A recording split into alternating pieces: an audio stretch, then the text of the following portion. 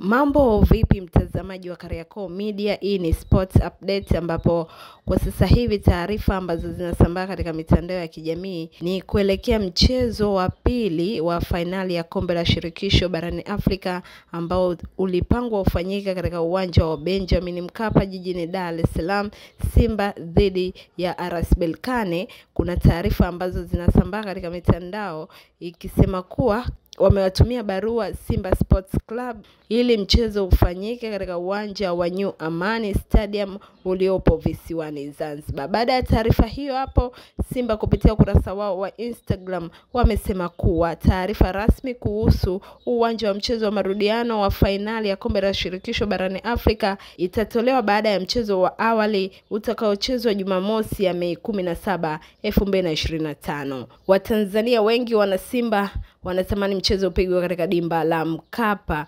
Wewe nini maoni yako na nini ambacho kitaendelea baada ya Simba kuanza kuuza tiketi za mchezo huo wa marudiano na tiketi nyingine zimekwisha malizika? Endelea kufuatilia Kariakoo Media katika mitandao yetu ya kijamii, nazungumzia Facebook na Instagram ni Kariakoo Media.